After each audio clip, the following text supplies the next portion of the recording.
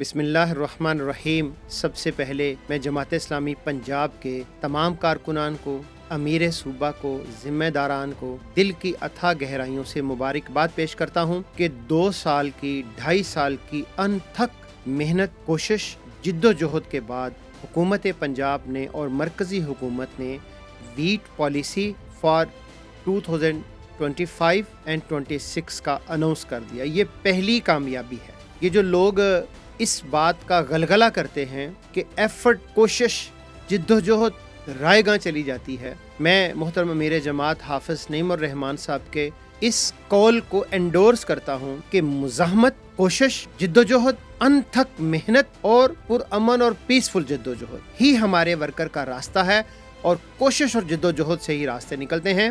اس معاملے کے اندر یہ دوسری بڑی کامیابی ہے۔ ایک آپ کو یاد ہوگا کہ راولپنڈی کے اندر دھرنا دیا گیا، بجلی کی قیمتوں کے اندر کمی کی گئی، اس پورے مافیا کو ایکسپوز کیا گیا، اور اس کا نتیجہ یہ نکلا کہ اربوں روپے کا منافع حکومت پاکستان کو ہوا، عوام کو کچھ ریلیف ملا، اگرچہ اس میں بہت سارے معاملات ابھی ایڈریس ہونے والے مزید ہیں، لیکن ایک بہت بڑی پرامن جد و جہد کے نتیجے کے اندر وہ ایک سکسس اور کامیابی ملی۔ پنجاب کے اندر الحمدللہ اس وقت حکومت پاکستان نے جس پالیسی کا اعلان کیا ہے، پنجاب کے اندر یہ ایک بڑی کامیابی ہے، بڑی سکسس ملی ہے جماعت اسلامی پنجاب کو۔ ہم اس پہ اللہ تعالیٰ کی ذات کا شکر ادا کرتے ہیں۔ کارکنان نے محنت کی، اور اس پالیسی کو لانے کے لیے آپ کو یاد ہوگا کہ جب گورنمنٹ نے یہ فیصلہ کیا تھا، مال روڈ کے اوپر ہم نے دھرنا دیا تھا، یاد ہے آپ کو یاد ہوگا ہر ڈسٹرکٹ ہیڈ کوارٹرز کے اوپر ہم نے پروٹیسٹ کیے تھے، یاد ہوگا آپ کو ابھی اسی سال مارچ اپریل کے اندر ہم نے یہاں لاہور کے اندر تمام کسانوں کی اور تمام پولیٹیکل پارٹیز کی آل پارٹیز کانفرنس بھی کی تھی، APC کی تھی۔ گندم کا ایشو، گندم کی پالیسی بنیادی طور پہ وہ پالیسی ہے کہ جس کے اوپر پورے ملک کے اندر کسی پارٹی نے، کسی پولیٹیکل لیڈر نے کوئی بات نہیں کی، اس کا پورے کا پورا مکمل کریڈٹ جماعت اسلامی کو جاتا ہے الحمدللہ۔ ہم اس پہ شکر گزار ہیں اللہ تعالیٰ کی ذات کے، ورکر کو مبارکباد دیتے ہیں، اور اس کے ساتھ ساتھ یہ جو پالیسی آئی ہے، اس پالیسی کا انالیسز ہم آپ کے سامنے پیش کرنا چاہتے ہیں۔ اس پالیسی کے 2 بنیادی پہلو ہیں کہ حکومت پاکستان نے بھی اور حکومت پنجاب نے بھی 6.2 ملین میٹرک ٹن گندم خریدنے کا اعلان کیا ہے، لیکن اس کی سیگریگیشن نہیں کی گئی کہ حکومت پنجاب کتنی خریدے گی، مرکز کتنا خریدے گا، اور جو بقیہ صوبے ہیں وہ کتنا خریدے گی۔ اس کا یہاں پہ کوئی تذکرہ نہیں ہے، اس کا تذکرہ ہونا چاہیے، چونکہ پنجاب کے اندر گندم 70% پیدا ہوتی ہے، تو آبویسلی پنجاب کا حصہ زیادہ ہونا چاہیے، اس میں کوئی کلام نہیں ہے، کوئی بات نہیں ہے۔ دوسری بات اس کے اندر جو کہی گئی ہے کہ 3500 روپیہ ریٹ مقرر کیا جائے گا، ہم یہ سمجھتے ہیں ان دونوں چیزوں کو تقابل اگر کیا جائے تو دیکھیے سر، 2024 کے اندر آپ نے ریٹ کیا اناؤنس کیا تھا، یاد ہوگا آپ نے 3900 روپے ریٹ اناؤنس کیا تھا، تو کیا 2 سالوں کے اندر یوریا کے اندر، DAP کے اندر، زرعی ادویات کے اندر، ڈیزل اور پیٹرول کی قیمتوں کے اندر کمی ہوئی ہے؟ تو سر سادہ سا سوال ہے کہ اگر کمی نہیں ہوئی تو 2024 میں اگر ریٹ 4000 تھا تو آپ نے 500 کا ڈفرنس اس وقت کیوں رکھا؟ کیا انکریز نہیں ہونا چاہیے تھا کسان کا معاملہ؟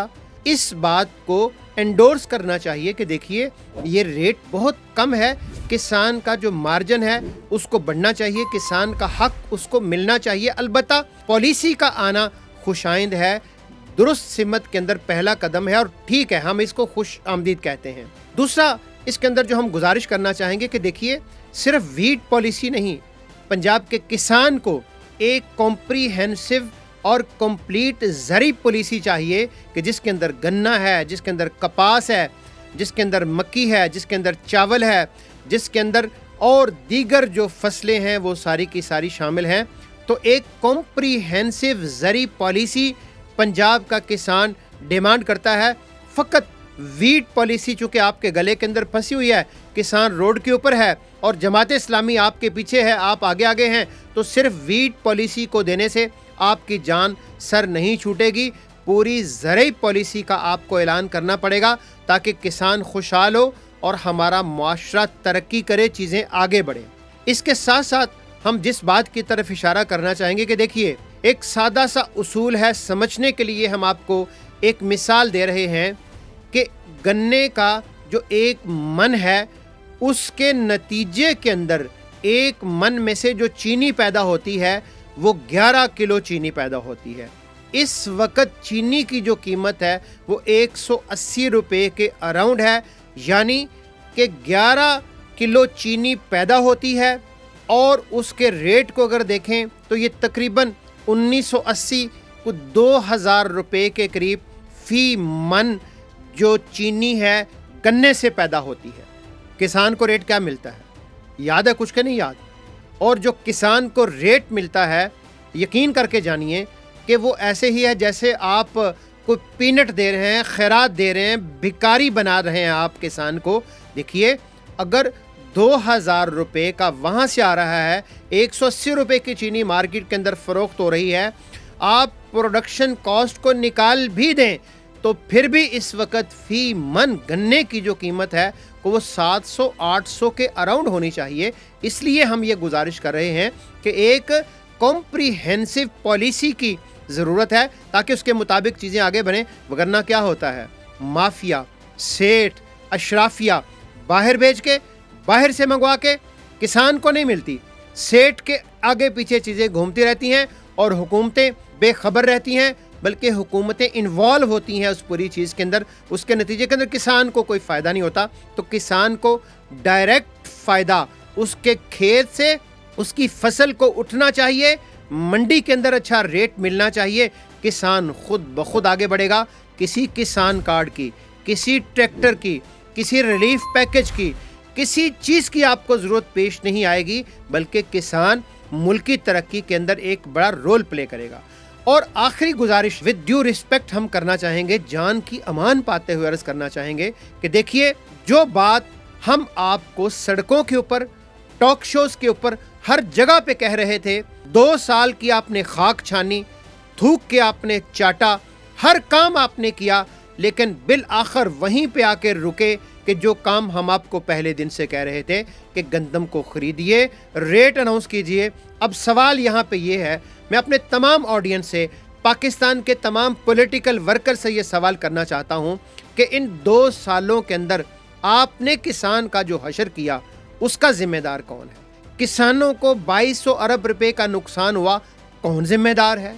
مریم نواز، نواز شریف، محسن نقوی، کون ذمہ دار ہے؟ سر کسان کی اس تباہی اور بربادی کا کون ذمہ دار ہے؟ فصلوں کے اندر 13.49% کمی آئی، کون ذمہ دار ہے؟ تو یہ 2 سال آپ نے کسان کو فٹ بال بنائے رکھا، کبھی اس کے کورٹ میں، کبھی اس کے کورٹ میں، کبھی لیں گے، کبھی نہیں لیں گے، کبھی ریٹ اناؤنس کر دیا نہیں لی۔ تو یہ سارے کا سارا آپ نے جو کھلواڑ کیا کسان کے ساتھ، اس کا رسپانسبل کون ہے؟ اسٹیٹ ہے یا آپ نہیں آئی ہیں، یا آپ کو تجربہ نہیں تھا، یا آپ کو پتہ نہیں تھا؟ تو کیا کیا آپ نے پنجاب کے کسان کے ساتھ سوائے تصویریں کھچانے کے؟ آپ نے کچھ نہیں کیا کسان کے ساتھ، کسان کی فلاح اور بہبود کے لیے کچھ نہیں کیا۔ اور اس کے ساتھ آخری بات جو ہم عرض کرنا چاہیں گے ود ڈیو ریسپیکٹ وہ یہ ہے کہ دیکھیے اس پالیسی کو جو بنایا گیا ہے اس کا کوئی روڈ میپ اور میکانزم طے کیا جائے، وگرنہ آپ پہلے اناؤنس کر چکے ہیں، اناؤنس کرنے کے بعد آپ اس بات کا اعلان کر چکے ہیں کہ آپ نے نہیں خریدی، تو کسان آپ کی ان طفل تسلیوں سے آپ کہہ لیں کہ بہلنے والا نہیں ہے۔ اس کے لیے آپ کو کوئی روڈ میپ اور میکانزم ڈیولپ کرنا پڑے گا، وگرنہ فقط آپ کی تسلیوں سے کسان بہلے گا نہیں۔ اور کسان، آپ کو یاد ہوگا کہ کسان روڈ کارواں چل رہا ہے اور ہم اپنے مطالبات جو تسلیم ہو چکے ہیں اس پہ شکریہ ادا کرتے ہیں، اور جو رہتے ہیں ان مطالبات کو تسلیم ہونے تک جد و جہد جاری رہے گی۔ ہم پرامن لوگ ہیں، پرامن ہیں، پرعزم ہیں تبدیلی کے لیے۔ کسان کی جنگ ہم لڑیں گے، پنجاب خوشحال ہوگا، ملک خوشحال ہوگا۔ پنجاب کا کسان خوشحال ہوگا، پورا ملک خوشحال ہوگا۔ پنجاب ترقی کرے گا، پورا ملک ترقی کرے گا۔ اس لیے ہم یہ سمجھتے ہیں کہ یہ وہ چیزیں ہیں کہ اس پالیسی کے اندر جن چیزوں کی طرف ہم نے اشارہ کیا ہے ان کی طرف خاص توجہ دینی چاہیے. انشاءاللہ ہم اپنی منزل تک سفر کو جاری رکھیں گے. تیار ہیں؟